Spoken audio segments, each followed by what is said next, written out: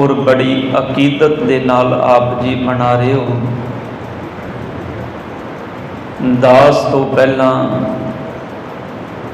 गुरु घर के हजूरी रागे पातशाह भाई गुरविंदर सिंह जी तिन्हां पासों आप जी ने ਅੰਮ੍ਰਿਤ ਬਾਣੀ ਇਲਾਹੀ ਬਾਣੀ ਦੇ ਕੀਰਤਨ ਬੜੇ ਪਿਆਰ ਨਾਲ ਸਰਵਣ ਕੀਤੇ ਨੇ।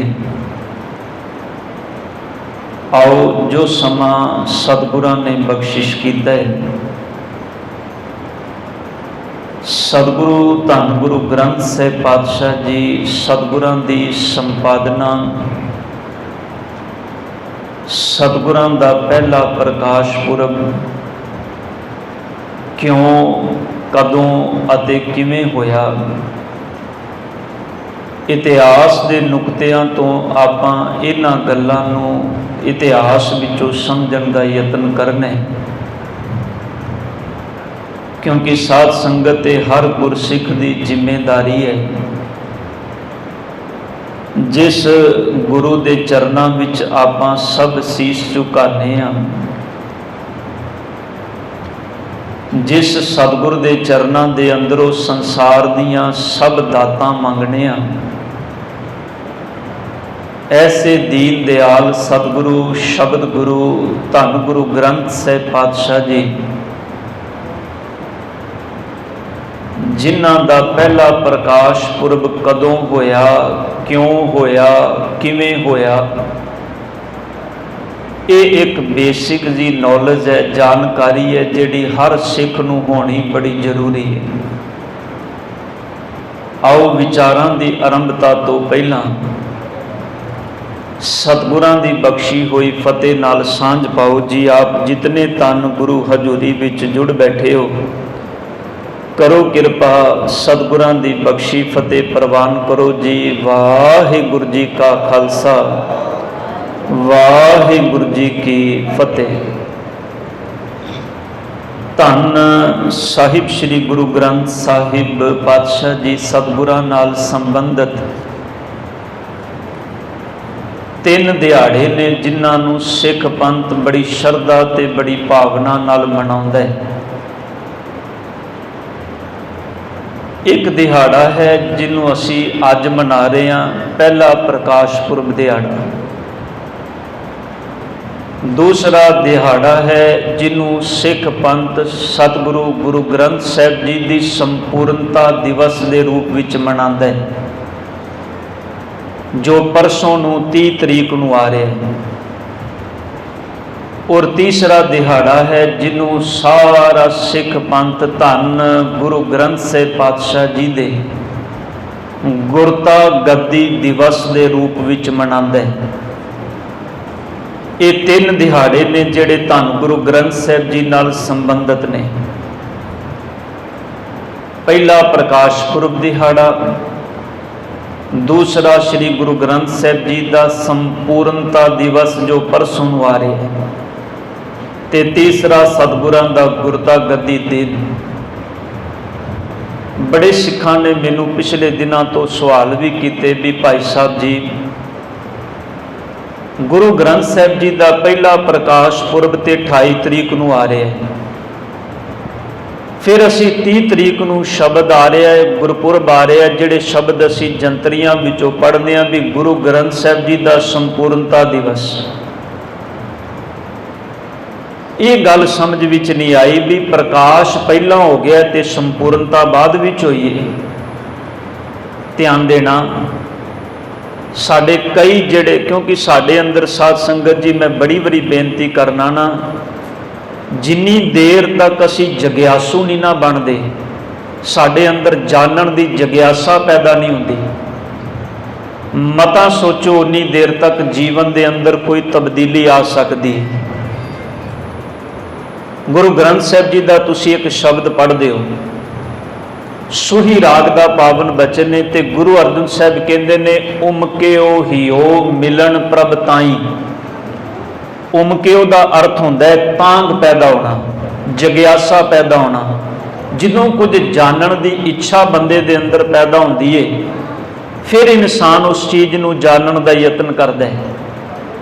कोई भी संसार की चीज़ है वो बिना जग्यासा तो बंदा जान नहीं सकता। हाँ, ये गल वखरी है भी जिस मेरे वर्गे बंदे ने जीवन ये समझ लिया होवे भी खाना पीना सोना बस यही जीवन है, वो अपने जीवन चो कुछ भी जानन की जग्यासा रख ही नहीं सकता। ऐसे जीवन नूं धन गुरु ग्रंथ साहिब पातशाह जी की अमृत बाणी ने करतूत पशु की मानस जात आखे, क्योंकि उनके अंदर जग्यासा ही कोई नहीं। पशु भी खान पीन सौण तक सीमित है, ऐसा बंदा भी खान पीन ते सौण तक सीमित है। वो कहता खा लो पी लो सो जाओ उठ जाओ फिर काम कर लो फिर खा लो फिर सो जाओ, बस आ जीवन है। जग्यासा बड़ी जरूरी है। और ख्याल करो जिस गुरु के चरणों में आपां सिर झुकाने आ, जिस सतगुर के चरणों विचों दुनिया दियां सारियां दातां मंगने आ, कि साडा फर्ज नहीं बनता भी असी धन गुरु ग्रंथ साहिब पातशाह जी के बाबत थोड़ी बहुती जानकारी जरूर रखीए, कि साडे अंदर ये जग्यासा नहीं। असी प्रकाश पुरब दिहाड़ा जरूर मना रहे हैं, तो प्रकाश का मतलब होता है रोशनी। ध्यान देना, जिथे अंधकार होएगा उथे रोशनी की जरूरत होएगी। तो जे असी आखिए भी सिर्फ गुरु ग्रंथ साहिब जी का प्रकाश पुरब दिहाड़ा बाहरों मना लिया, बड़ी चढ़ती कला विच मना लिया, जथे भी बुला लए लंगर भी ला लए ते सब कुछ कर लिया, माफ करना सिर्फ इन्ने नाल जीवन दे अंदर प्रकाश नहीं होएगा। इन्ने नाल जीवन दे विच प्रकाश नहीं होएगा। प्रकाश तां होएगा जे गुरु ग्रंथ साहिब जी का पावन शब्द साडे हिरदे दे अंदर वस जाएगा।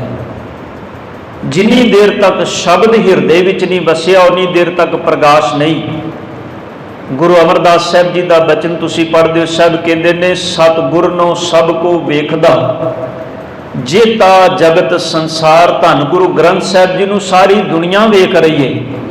आपां जिन्ने बैठे हैं धन गुरु ग्रंथ साहिब जी की पावन हजूरी विच बैठे हैं, आपां सारे सतगुरु गुरु ग्रंथ साहिब जी के स्वरूप नूं वेख रहे हैं। पर गुरु अमरदास साहिब कहते हैं डिठै मुक्त ना हो गई। सिर्फ वेखण दे नाल सतगुर कहते हैं तू मुक्त नहीं होएगा। वेखण दे नाल तेरे बंधन नहीं कटे जाणगे। सिर्फ वेखण दे नाल तेरे अंदर दा अंधकार दूर नहीं होएगा। वो किवें दूर होएगा? धन गुरु अमरदास पातशाह कहते हैं जिचर शब्द ना करे विचार। जिन्नी देर तक तू सतगुर दे शब्द नूं समझदा नहीं। हुण ध्यान देना, मैं जिहड़ी गल करन लगा साहिब 3 दिहाड़े ने, ये 3 दिन ते फिर जग्यासू बनांगे ते अंदर तांग पैदा होएगी भी ये 3 दिनां दे विच पहला प्रकाश दिन पहला आ गया है, फिर दूजे बाद विच आया संपूर्णता दिवस। भी ये कारण की है? संपूर्णता पहले होएगी, प्रकाश बाद विच होएगा, सुभाविक है। असल विच साध संगत जी ये दोवें दिहाड़े वक्खो वखरे दिन ने। आप जो जंतरियां विचों पढ़ोगे ना उत्थे स्पैशल अगे नोट दिता जाता है संपूर्णता दिवस श्री गुरु ग्रंथ साहिब जी, अगे नोट पाया होंदा है दमदमा साहिब। ये दमदमा साहिब का मतलब है भी जदों धन गुरु गोबिंद सिंह पातशाह जी ने धन गुरु ग्रंथ साहिब पातशाह जी के अंदर गुरु तेग बहादुर साहब जी की बाणी नूं ऐड किया, ते जदों ऐड किया गुरु तेग बहादुर साहब जी की पावन बाणी नूं, उस वक्त जिहड़ी संपूर्णता, क्योंकि गुरु ग्रंथ साहब जी हुण संपूर्ण हो गए ने, तां पंजवें जामे दे विच जिहड़ा स्वरूप धन गुरु अर्जुन देव पातशाह जी सानू दे के गए, जिंदा अज दे दिन प्रकाश होया सी, उस वक्त धन गुरु ग्रंथ साहिब पातशाह जी के अंदर 954 अंक सन। ते ध्यान देना, वो अंकां की गिनती इंज नहीं सी हुंदी जिवें अज एक अंक ते दूजे पासे 2। उदों पूरे एक अंक नूं एक ही लिखिया जांदा सी, ते जे अज दा हिसाब लाओगे तो 954 नूं दुगना कर लवो, क्योंकि हथ लिखत बीड़ा सन। ते जदों तुसीं हथ नाल किसी चीज़ नूं लिखदे हो तो स्पेस ज़्यादा मंगदा है, ते कागज भी उदों अज वर्गा नहीं सी, क्योंकि कागज की जिहड़ी उत्पत्ति है तकरीबन 1705 के अंदर 4 के अंदर जाके हुई। उस तो पहलों कागज इस रूप में सानू नहीं सी मिलता। धन गुरु अर्जुन देव पातशाह जी ने कृपा की 30 रागां दे विच बाणी सी जिहड़ी सतगुरां ने उस वेले दर्ज की, 30 ਰਾਗ 954 अंग धन गुरु ग्रंथ साहिब जी दे, 3 गुरसिखां दी बाणी, 15 भगत ते 11 भट साहिबानां दी बाणी गुरु ग्रंथ साहिब जी दे विच दर्ज होई सी। हुण अगला सवाल यह है भी धन गुरु अर्जुन देव पातशाह जी ने इस बाणी नूं क्यों संपादित किया? पहला प्रकाश पुरब की जरूरत पै गई सी? हालांकि पहला जामा धन गुरु नानक साहिब पातशाह जी का जो असीं जीवन पढ़ते हैं तो धन गुरु नानक पातशाह जी जो समुचे संसार का भ्रमण करते हैं, गुरु नानक साहिब पातशाह जी ने सब तो ज़्यादा सिख गुरुआं दे अंदर पूरी सृष्टि का भ्रमण किया है, जिन्हों असीं उदासियां कहने आ। पहली उदासी, दूजी उदासी, तीजी उदासी, चौथी उदासी, जिन्होंने असीं उदासियां कहने आ। वैसे वो प्रचार दौरे सन जो धन गुरु नानक साहिब जी अपने समय विच करते रहे।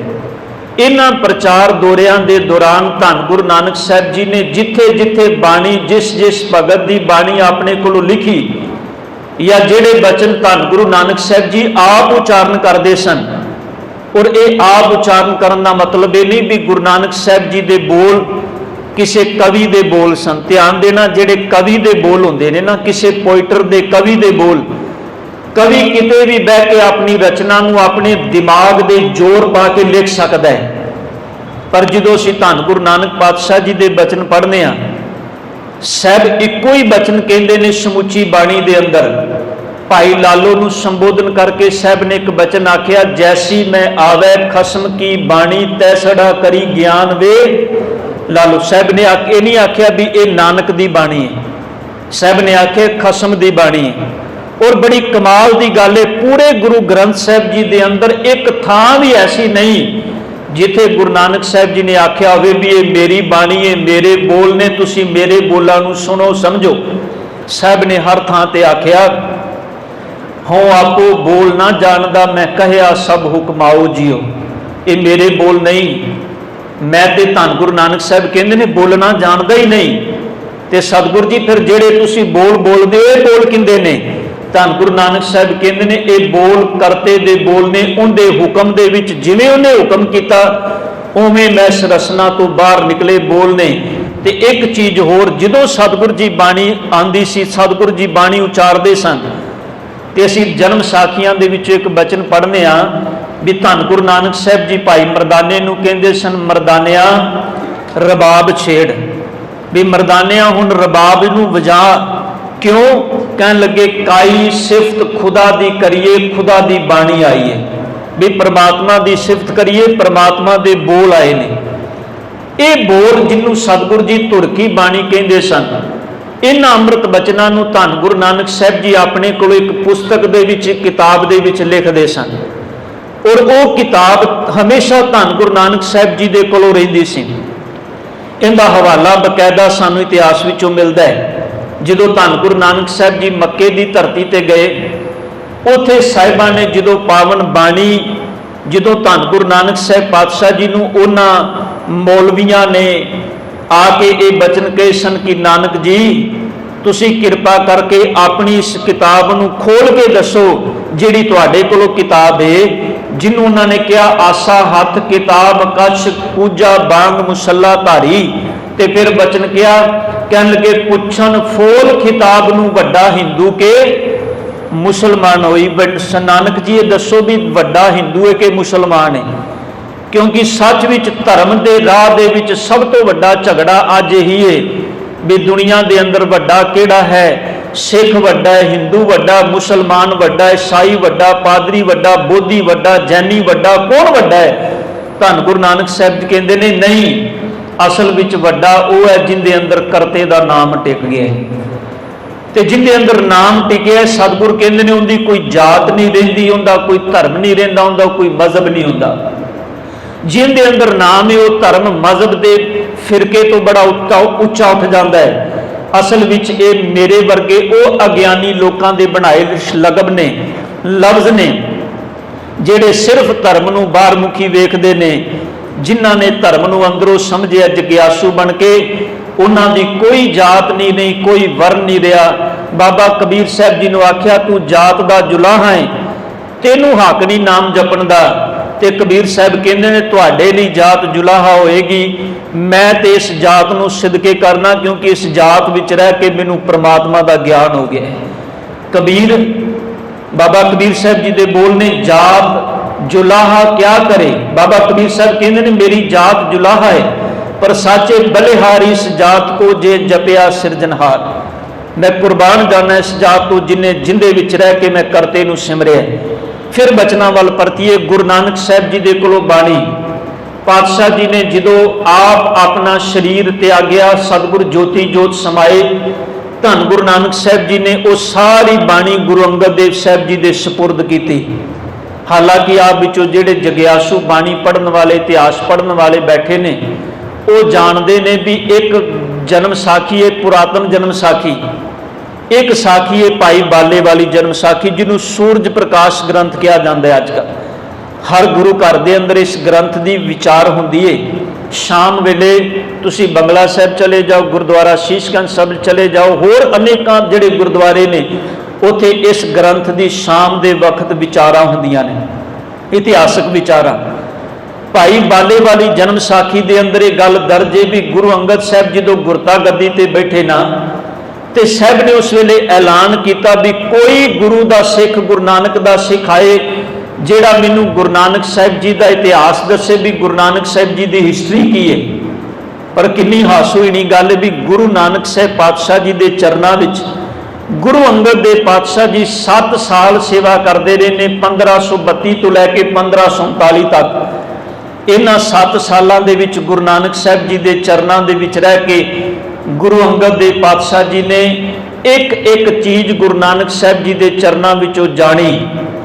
ਤੇ ਜਿਸ ਵੇਲੇ ਸਤਿਗੁਰੂ ਗੁਰੂ ਨਾਨਕ ਸਾਹਿਬ ਜੀ ਜੋਤੀ ਜੋਤ ਸਮਾਏ, ਸਤਿਗੁਰਾਂ ਨੇ ਆਪਣੀ ਸਾਰੀ ਬਾਣੀ ਧੰਨ ਗੁਰੂ ਅੰਗਦ ਦੇਵ ਪਾਤਸ਼ਾਹ ਜੀ ਦੇ ਸਪੁਰਦ ਕੀਤੀ। ਕਿਉਂਕਿ ਸਾਧ ਸੰਗਤ ਜਿਹੜੀ ਗੁਰੂ ਵੱਲੋਂ ਦਿੱਤੀ ਹੁੰਦੀ ਸੀ, ਦੇਖੋ ਇੱਕ ਪਿਤਾ ਮਰ ਜਾਏ, ਉਹ ਮਰਨ ਤੋਂ ਪਹਿਲਾਂ ਆਪਣੀ ਜਾਇਦਾਦ ਆਪਣੇ ਪੁੱਤਰਾਂ ਦੇ ਨਾਮ ਲਾ ਕੇ ਜਾਂਦਾ ਹੈ। ਇਹ ਸੰਸਾਰ ਦਾ ਇੱਕ ਨਿਯਮ ਹੈ। ਹਰ ਇਨਸਾਨ ਉਹ ਆਪਣੇ ਲਈ ਭਲਾ ਮੰਗਦਾ ਹੈ, ਆਪਣੇ ਪਰਿਵਾਰ ਲਈ ਭਲਾ ਮੰਗਦਾ ਹੈ।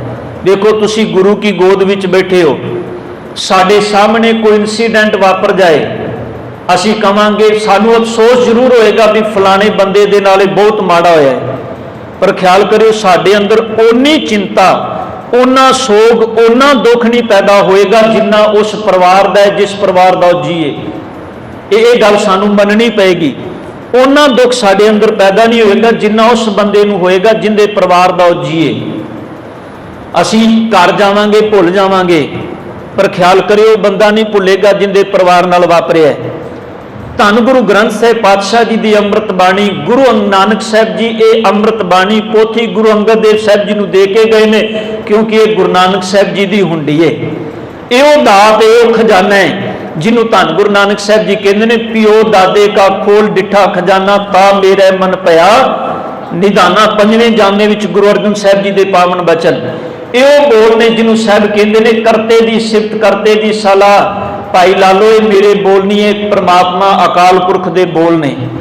ਤੇ ਖਿਆਲ ਕਰਿਓ ਇਹੀ ਕਾਰਨ ਸੀ ਜਿੱਦਣ ਧੰਨ ਗੁਰੂ ਨਾਨਕ ਸਾਹਿਬ ਜੀ ਨੇ ਗੁਰੂ ਅੰਗਦ ਸਾਹਿਬ ਜੀ ਦੇ ਚਰਨਾਂ ਵਿੱਚ ਮੱਥਾ ਟੇਕਿਆ ਸੀ ਨਾ, ਇਹ ਪਹਿਲਾ ਸੰਸਾਰ ਦਾ ਇੱਕ ਐਸਾ ਧਰਮ ਹੈ ਜਿੱਥੇ ਗੁਰੂ ਨੇ ਜੀਂਦਿਆਂ ਜੀ ਚੇਲੇ ਨੂੰ ਗੁਰਤਾ ਗੱਦੀ ਦਿੱਤੀ ਤੇ ਆਪ ਚੇਲਾ ਬਣ ਕੇ ਗੁਰੂ ਦੇ ਅੱਗੇ ਸਿਰ ਨਿਵਾ ਕੇ ਤੇ ਸਿੱਖ ਸੰਗਤ ਨੂੰ ਆਖਿਆ, ਭਲਿਓ ਅੱਜ ਤੋਂ ਬਾਅਦ ਤੁਹਾਡਾ ਗੁਰੂ ਗੁਰੂ ਨਾਨਕ ਨਹੀਂ, ਅੱਜ ਤੋਂ ਬਾਅਦ ਤੁਹਾਡਾ ਗੁਰੂ ਗੁਰੂ ਅੰਗਦ ਦੇਵ ਹੈ। ਜਿਵੇਂ ਤੁਸੀਂ ਮੇਰੇ ਚਰਨਾਂ ਵਿੱਚ ਸਿਰ ਝੁਕਾਉਂਦੇ ਸੋ, ਮੇਰੀ ਗੱਲ ਮੰਨਦੇ ਸੋ, ਉਵੇਂ ਅੱਜ ਤੋਂ ਬਾਅਦ ਤੁਸੀਂ ਗੁਰੂ ਅੰਗਦ ਦੀ ਗੱਲ ਮੰਨਣੀ ਹੈ। ਇਹ ਧੰਨ ਗੁਰੂ ਨਾਨਕ ਸਾਹਿਬ ਜੀ ਆਪਣੀ ਹਯਾਤੀ ਵਿੱਚ ਬਚਨ ਕਹਿ ਕੇ ਗਏ ਨੇ। ਤੇ ਜਿਸ ਦਿਨ ਸਤਿਗੁਰ ਜੋਤੀ ਜੋਤ ਸਮਾਏ, ਉਸ ਤੋਂ ਪਹਿਲਾਂ ਧੰਨ ਗੁਰੂ ਨਾਨਕ ਸਾਹਿਬ ਜੀ ਨੇ ਭਾਈ ਲਹਿਣੇ ਨੂੰ ਗੁਰੂ ਅੰਗਦ ਦੇਵ ਸਾਹਿਬ ਜੀ ਨੇ ਗੱਲ ਆਖੀ, ਗੁਰੂ ਅੰਗਦ ਦੇਵ ਪਾਤਸ਼ਾਹ ਜੀ ਹੁਣ ਤੁਸੀਂ ਕਰਤਾਰਪੁਰ ਦੀ ਧਰਤੀ ਤੇ ਨਹੀਂ ਰਹਿਣਾ, ਹੁਣ ਤੁਸੀਂ ਕਰਤਾਰਪੁਰ ਨਿਕਲ ਜਾਓ ਤੇ ਆਪਣਾ ਵਸੇਬਾ ਖਡੂਰ ਦੀ ਧਰਤੀ ਤੇ ਕਰੋ। ਖਿਆਲ ਕਰਿਓ ਕੀ ਚੀਜ਼ ਲੈ ਕੇ ਆਏ ਸਨ ਗੁਰੂ ਅੰਗਦ ਦੇਵ ਪਾਤਸ਼ਾਹ ਜੀ। ਕੋਈ ਬੋਰੀ ਬਿਸਤਰਾ, ਕੋਈ ਭਾਂਡੇ, ਕੁਝ ਜ਼ਮੀਨ, ਕੋਈ ਜਾਇਦਾਦ, ਕੁਝ ਵੀ ਨਹੀਂ। ਸਿਰਫ ਧੰਨ ਗੁਰੂ ਨਾਨਕ ਸਾਹਿਬ ਪਾਤਸ਼ਾਹ ਜੀ ਦੀ ਦਿੱਤੀ ਹੋਈ ਉਹ ਪੋਥੀ, ਉਹ ਸਤਿਗੁਰਾਂ ਦੇ ਦਿੱਤੇ ਹੋਏ ਅੰਮ੍ਰਿਤ ਬਚਨ जिन्हां दे अंदर धन गुरु नानक साहब जी की बाणी है, भगतां की बाणी है, भट्टां की बाणी है, माफ करना भट्टां की बाणी नहीं, भगतां की बाणी है, ते गुरसिखां की जेड़े उस वक्त जे गुरसिख भाई सुंदर जी, भाई सत्ता ते बलवंड, ये पंजवें जामे विच इन्हां ने बाणी उचारण की जो गुरु अर्जन साहब जी सन। जिन्नी बाणी सी गुरु नानक साहब जी की या भगतां की बाणी, उस बाणी की पोथी नूं लैके धन गुरु अंगद देव साहब जी खडूर साहब की धरती ते आ गए। होर कोई चीज़ नहीं लैके आए धन गुरु अंगद देव साहब जी नाल, क्योंकि पता सी बाबे नानक नूं जे गुरु अंगद देव साहब जी इत्थे टिके रहणगे ते कल नूं मेरे पुत्र इत्थे दावा करनगे भी ये गद्दी भी साडी है, ये जमीन जायदाद भी साडी है। अज भी गुरमुखो तकरीबन 108 किले जमीन है ਜਿਹੜੀ ਧੰਨ गुरु ग्रंथ गुरु नानक साहब पातशाह जी जिंदी उस वक्त वाही करते सन करतारपुर साहब जी की धरती ते। अज वो जमीन करतारपुर साहब के नाम ते है, गुरुद्वारा साहब जी के नाम ते, और वो जमीन की वाही धੰਨ गुरु नानक साहब पातशाह जी बलदां दे नाल करदे हुंदे सन। किन्नी किन्नी कालना सी गुरु नानक साहब पातशाह जी की असीं वेखीए ते असीं जदों तस्वीर बनाई बाबे नानक की, असीं अज वर्गे बाबियां वर्गी बना दित्ती, जिन्हां दे चेहरे ते बड़ा नूर है, बड़ी उन्होंने सच विच कई बारी हैरानी होंदी भी सतगुरु गुरु नानक पातशाह जी ने मैं पहलों भी एक बारी बेनती की सी, जे हकीकत विच गुरु नानक साहब जी के दर्शन करने होण, किसी कीर्ति सिख नूं वेख लो, उहदे अंदरों तुहानूं गुरु नानक दे दीदार हो जाणगे। आ तस्वीरां जिन्हां नूं असीं घर लाया, इन्हां नूं ला दिओ साध संगत, ये गुरु नानक साहब जी दीयां तस्वीरां नहीं, ये असल विचों शोभा सिंह की अपनी फोटो है, जिन्हों भाई वीर सिंह जी ने उस दिन कह दिता सी, जिस दिन उन्हें घुंड चुकाई कराई सी भाई वीर सिंह जी को, ते भाई वीर सिंह जी ने आख्या सी शोभा सिंह नूं, शोभा सिंह तू बहुत गलत किया है। तो गुरु नानक साहब जी दे नाल जो तस्वीर तू उन्हां दी बनाई है, तू इंसाफ नहीं किया। असल विच शोभा सिंह की तस्वीर ते गुरु नानक साहब जी की तस्वीर नूं मिला के वेखना, तुहानूं तकरीबन 98% तस्वीर मिलती हुई नज़र आएगी। खैर गुरु नानक साहब पातशाह जी ने यह दात गुरु गद्दी समय धन गुरु अंगद देव साहब जी नूं पोथी दी। ये पोथी धन गुरु अंगद देव पातशाह जी ने गुरु अमरदास पातशाह जी नूं दित्ती। खडूर साहब की धरती तो यह वचन कह दिता भी तुसीं हुण खडूर नहीं रहना। गुरु अंगद देव पातशाह जी नूं गोइंदवाल साहब की धरती ते भेजिया। गुरु अमरदास साहब जी गोइंदवाल साहब की धरती ते आए। गोइंदवाल साहब की धरती ते रह के धन गुरु अमरदास पातशाह जी ने जिहड़ी अपनी बाणी उचारण की पोथी विच लिखी, वो बाणी धन गुरु अंगद देव गुरु अमरदास साहब जी ने गुरु रामदास पातशाह जी के सुपुर्द की। गुरु रामदास पातशाह जी तो यह बाणी गुरु अर्जन देव साहब जी तक आई। इतों तक ये बाणी गुरु साहब जी को आ गई। इतिहास में साध संगत जी कई तरह के वखरेवे ने भी ये कहा जाता है भी ये बाणी पाए बाबा मोहन सिंह बाबा मोहन जी को सी, जो धन गुरु अमरदास पातशाह जी के पुत्र सन। तो गुरु अर्जन साहब जी ने यह पोथी फिर बाबा मोहन जी को मंगवाई। उत्थे बकायदा मोहन की सिफत में शब्द भी उचारिया नहीं, ये सरासर असल विच गलत है। बाबा मोहन जी बाणी लिखते सन, इस गल विच कोई दोरावा नहीं। भाई गुरदास जी तक कई ऐसे गुरसिखां का जिक्र इतिहास विचों मिलता है जिहड़े बाणी लिखते सन। बाणी सुननी, बाणी नूं सुन के फिर लिख लेना, क्योंकि होर कोई जरिया नहीं सी उस वेले सिखां दे कोलों, अज वर्गे शब्द नहीं सन। गुरु अमरदास पातशाह जी का पूरा परिवार ही, उन्हां दे दोनों पुत्र बाबा मोहन जी बाबा मोरी जी, उन्हां दियां दोनों धीआं बच्चियां जिहड़ियां ने, इतिहास लिखदा है गुरु अमरदास साहब जी का पूरा परिवार ही बाणी लिखदा हुंदा सी। धन गुरु अमरदास पातशाह जी तो यह बाणी गुरु अर्जन साहब जी तक पहुंची। जिस दिन धन गुरु अर्जन देव पातशाह जी तक ये बाणी पहुंची, इधर पावन श्री हरमंदर साहब जी का जिहड़ा कारज है वो चल रहा है। हरमंदर साहब जी की संपूर्णता तकरीबन हो चुकी है। तो धन गुरु अर्जन देव पातशाह जी के सामने हुण तीन कारण सन जिन्हां करके सतगुरु ने निर्णय लिया भी हुण इस बाणी नूं जुदा किया जाए। वो तीन गल्लां कह के मैं समाप्ति करनी, समा समाप्त है। पहली गल, धन गुरु अमरदास गुरु अर्जन देव पातशाह जी एक दिन संगत विच बैठे सन पावन श्री हरमंदर साहब जी दे नाल, जिथे ये बाणी लिखी जाती सी रामसर के कंढे ते उत्थे संगतां कीर्तन करदियां सन। उत्थे कीर्तन करदियां एक सिख ने शब्द पढ़िया। वो सिख धन गुरु अर्जन देव पातशाह जी ने जदों सुनिया ਤੇ ਧੰਨ ਗੁਰੂ ਅਰਜਨ ਦੇਵ ਪਾਤਸ਼ਾਹ ਜੀ ਨੇ ਬਾਬਾ ਬੁੱਢਾ ਜੀ ਤੇ ਭਾਈ ਗੁਰਦਾਸ ਜੀ ਨੂੰ ਕਿਹਾ ਵੀ ਇਸ ਬੰਦੇ ਨੂੰ, ਇਸ ਸਿੱਖ ਨੂੰ ਤੁਸੀਂ ਮੇਰੇ ਕੋਲ ਲੈ ਕੇ ਆਣਾ ਹੈ। ਉਸ ਸਿੱਖ ਨੂੰ ਧੰਨ ਗੁਰੂ ਅਰਜਨ ਦੇਵ ਸਾਹਿਬ ਜੀ ਨੇ ਆਪਣੇ ਕੋਲੋਂ ਬੁਲਾਇਆ। ਬੁਲਾ ਕੇ ਸਤਿਗੁਰ ਨੇ ਪੁੱਛਿਆ ਵੀ ਤੁਸੀਂ ਇਹ ਜਿਹੜਾ ਸ਼ਬਦ ਪੜ੍ਹਿਆ ਇਹ ਸ਼ਬਦ ਤੁਸੀਂ ਕਿੱਥੋਂ ਸੁਣਿਆ? ਤੇ ਉਸ ਸਿੱਖ ਨੇ ਆਖਿਆ ਵੀ ਸਤਿਗੁਰ ਜੀ ਇਹ ਸ਼ਬਦ ਮੈਂ ਕਿਸੇ ਸਿੱਖ ਕੋਲੋਂ ਸੁਣਿਆ ਸੀ, ਉਹਨੇ ਸੁਣਾਇਆ ਤੇ ਮੈਂ ਆਪਣੇ ਕੋਲੋਂ ਲਿਖ ਕੇ ਤੇ ਇਹਨੂੰ ਕੰਠ ਕਰ ਲਿਆ ਵੀ ਕਦੀ ਗੁਰੂ ਦੇ ਹਜ਼ੂਰੀ ਜਾਵਾਂਗਾ, ਗੁਰੂ ਕੀ ਸੰਗਤ ਵਿੱਚ ਸ਼ਬਦ ਗਾਵਾਂਗਾ, ਪੜਾਂਗਾ।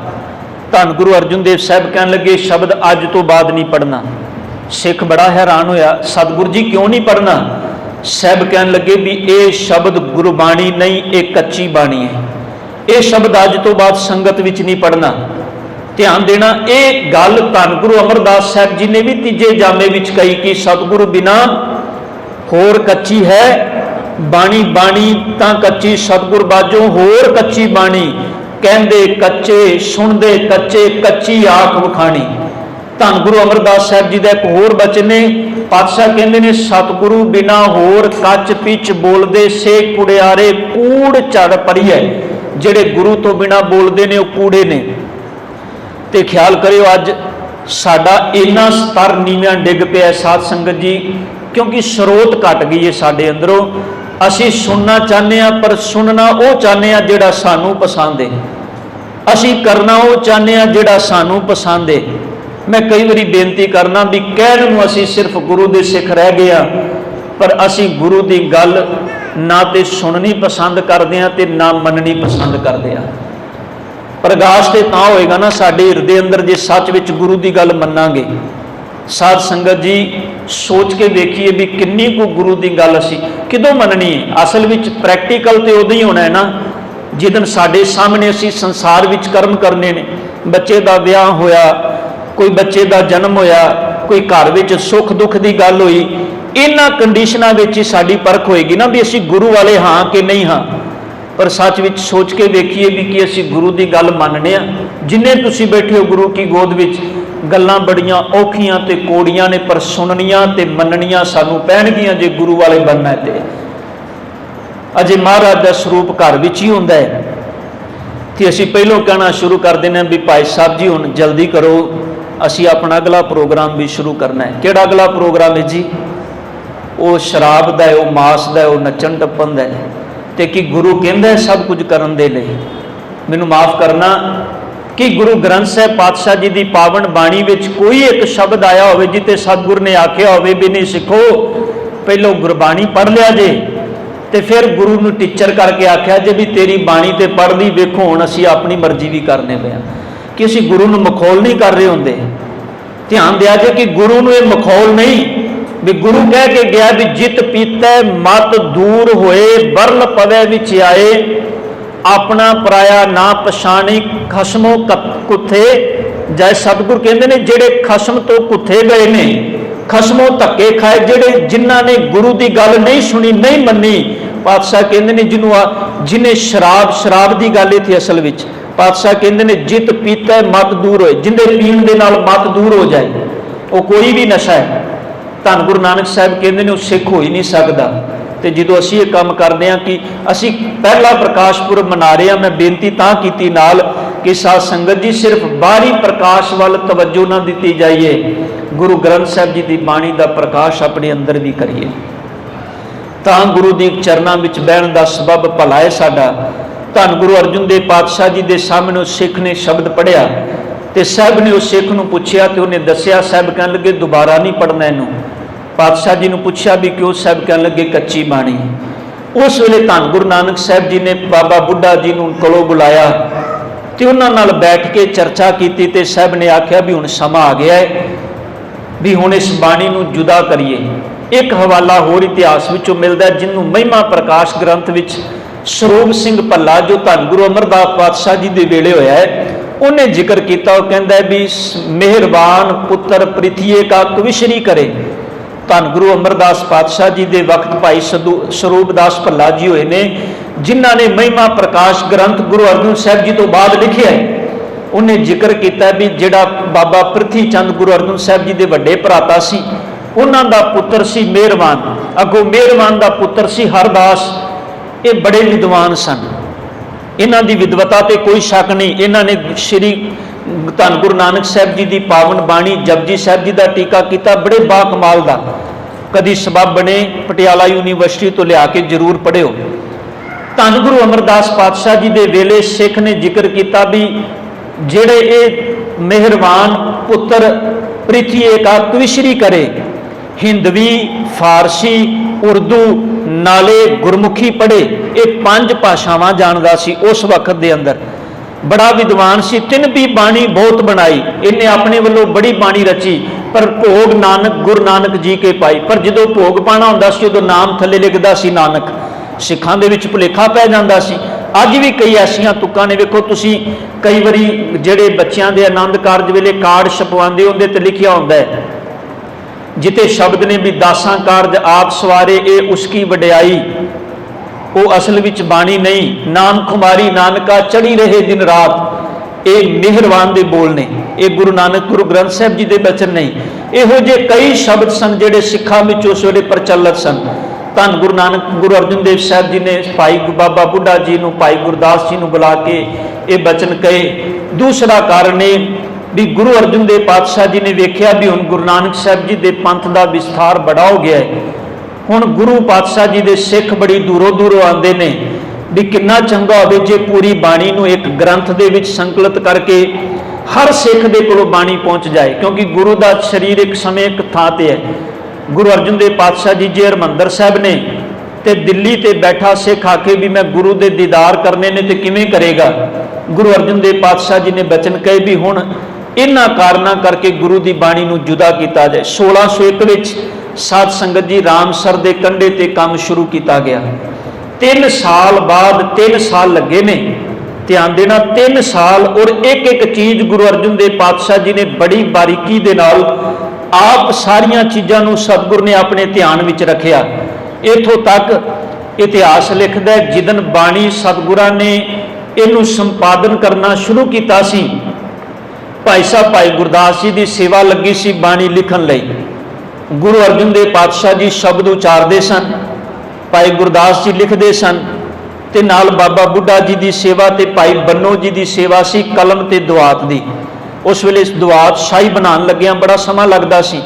एक बारी शाही बनानी तकरीबन हफ्ते का समा लगता सी। शाही बनाने लग्या एक बार जिहड़ी शाही बनती सी, फिर कलम काट के देनी, और शाही भी ऐसी भी वेखो जिहड़ी एक बराबर चले सारी। ये नहीं भी पहला अक्षर लिखिया तो कुछ होर ते लास्ट वाला अक्षर लिखिया तो उत्थे शाही फिक्की पै गई है, नहीं, बनतर इको वर्गी। और बड़े कमाल की बनतर गुरु अर्जन साहब जी ने दी ताकि कोई मुड़ के दे अंदर किसी तरह का रला ना पा सके। 3 साल गुरु अर्जन देव पातशाह जी घर नहीं गए। धन गुरु अर्जन देव पातशाह 1601 तो लैके जिदन कारज आरंभ किया तो 1604 जिदन सतगुरां ने पहला प्रकाश किया, धन गुरु अर्जन देव साहब जी 3 साल घर नहीं गए। बाणी जिहड़ी पोथी लिखी जाती सी वो अंक सतगुरु जी अपने कोलों रखते सन, ते कोठा साहब के अंदर जिथे अज भी सतगुरां दा जो सवेरे स्वरूप जाता है, आप सारे वेखदे हो, इसी कोठा साहब अकाल तख्त साहब जी के नाल एक पासे कोठा साहब। ये जो हरमंदर साहब जी की पुटाई हुई सी ते थल्ले जिहड़ी गार मिट्टी निकली सी, इसे मिट्टी का एक कच्चा कोठा बनाया गया सी जिन्हों उस वेले कहा जाता सी कोठा साहब। इसे कोठे साहब के अंदर धन गुरु अर्जन साहब जी सौंदे सन, आराम करते सन। इत्थे सतगुरु जी 3 साल बाणी अपने कोलों रख के सतगुरु गुरु अर्जन साहब जी ने बड़ी बारीकी दे नाल हर चीज़ हर नुकते नूं सामने रख के इस समुची बाणी धन गुरु अर्जन देव पातशाह जी ने संपादित की। संपादना तो बाद अज दे दिन सतगुरां ने बाबा बुढ़ा साहब जी के शीश ते स्वरूप गुरु ग्रंथ साहब जी का रखिया। उस वक्त बाबा बुढ़ा जी की उम्र 98 साल की सी। ध्यान दिया जे 98 साल की उम्र सी बाबा बुढ़ा जी की।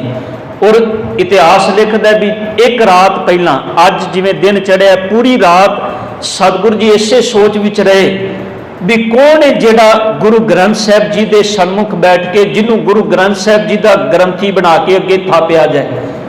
बाबा बुढ़ा जी का जीवन धन गुरु अर्जन साहब जी के सामने सी। उन्होंने बाबा बुढ़ा जी ब्रह्म ज्ञानी उन्होंने ये सेवा लाई। उन्होंने बाबा बुढ़ा साहब जी को हैड ग्रंथी बना के थापिया। भी अज तो बाद ये सारी सेवा संभाल तुहाडी जिम्मेदारी है। बाबा बुढ़ा जी के शीश ते सतगुरां ने गुरु ग्रंथ साहब जी रखे, आप धन गुरु अर्जन साहब जी चौर साहब करते गए, भाई गुरदास जी सतगुरां दे अगे अगे ये सेवा सारी निभाते गए। पातशाह जी का स्वरूप पावन श्री हरमंदिर साहब प्रकाश किया गया और प्रकाश करन तो बाद गुरु अर्जन साहब जी ने बचन कहे, बुढ़ा साहिब खोलो ग्रंथ, हुण इस ग्रंथ नूं तुसीं खोलो, लेहो आवाज़ सुने सब पंथ। इस ग्रंथ नूं खोल के इहदे अंदरों आवाज़ लवो। आवाज़ का मतलब सी हुक्म लेना। पुराने गुरसिख हुक्म लैन नूं कहंदे सन आवाज़ा लैना। जिहड़े गुरसिखां दे बोले ने उन्हां विच अज भी ये शब्द ही अंकित है, आवाज़ा लैना। वो गुरु ग्रंथ साहब जी की बाणी दे आके हुक्म लेंदे सी ते कहंदे सी गुरु दा आवाज़ा लै रहे हैं, तो जे सुनते सी तो ये नहीं कहते सी हुक्मनामा सुन रहे, कहते सी आवाज़ा सुन रहे हैं, गुरु की आवाज़ सुन रहे हैं। तो सतगुरु गुरु अर्जन साहब जी ने आख्या, बुढ़ा साहिब खोलो ग्रंथ, लेहो आवाज़ सुने सब पंथ। अदब सहत बुढ़ा तब बोला, ले आवाज़ मुखो तब बोला, सुही महला पंजवा, संतां के कारज आप खलोया, हर कम करावन आया राम। धरत सुहावी ताल सुहावा, विच अमृत जल छाया राम। ये पावन हुक्म जो पहला हुक्म धन गुरु ग्रंथ साहब जी का आया सी पहले प्रकाश पुरब वाले दिन, ये पहला हुक्म सतगुरां दा बाबा बुढ़ा जी ने पढ़ के सुनाया। धन गुरु अर्जन देव पातशाह जी ने इस तरतीब नूं मुकम्मल किया। इनू असीं कहने हैं पहला प्रकाश पुरब धन गुरु ग्रंथ साहब पातशाह जी का, जिहड़ा संपूर्णता दिवस परसों नूं आना है 30 तरीक नूं, वो संपूर्णता दिवस गुरु गोबिंद सिंह पातशाह जी नाल तकरीबन 102 साल बाद 1706 ईस्वी नूं धन गुरु गोबिंद सिंह पातशाह जी ने दमदमा साहब जी की धरती ते भाई मनी सिंह जी बाबा दीप सिंह जी की सेवा लाई। भाई मनी सिंह जी बाणी लिखते सन, गुरु गोबिंद सिंह जी उचारण करते सन। गुरु तेग बहादुर साहब जी की पावन बाणी नूं नाल ऐड करके 1430 अंक का स्वरूप तैयार किया गया। वो स्वरूप जिंदे दर्शन असी अज करने, अज भी उस भीड़ नूं, अज जिहड़ी भीड़ है ना जिंदे असी अज महाराज के स्वरूप के दर्शन करने आ। कभी तुसी इहदा तत्करा इंडैक्स वेख्या होवे, साडे विचों बहुते असी ते जे गुरु ग्रंथ साहब जी के दीदार नहीं कीते, इंडैक्स वेखना तो बड़ी दूर की गल है। 2 इंडैक्स ने गुरु ग्रंथ साहब जी के अंदर, एक रागां का तत्करा है, एक गुरबाणी के शब्दों का तत्करा है। कि उस तत्करे तो पहला, उस इंडैक्स तो पहला लिखा गया है, आदि श्री गुरु ग्रंथ साहब जी ये बीड़ दमदमा साहब वाली बीड़ के नाल मिला के लिखी गई है। भाव ये जिहड़ा साडे कोल स्वरूप है, ये उही स्वरूप है जिहड़ा धन गुरु गोबिंद सिंह पातशाह जी ने 30 तरीक नूं, जो परसों नूं दिन आ रहा गुरु ग्रंथ साहब जी का संपूर्णता दिवस, ये सतगुरु गुरु गोबिंद सिंह पातशाह जी ने दमदमा साहब जी की धरती ते संपूर्ण किया सी। और इस तो बाद फिर 1708 ईस्वी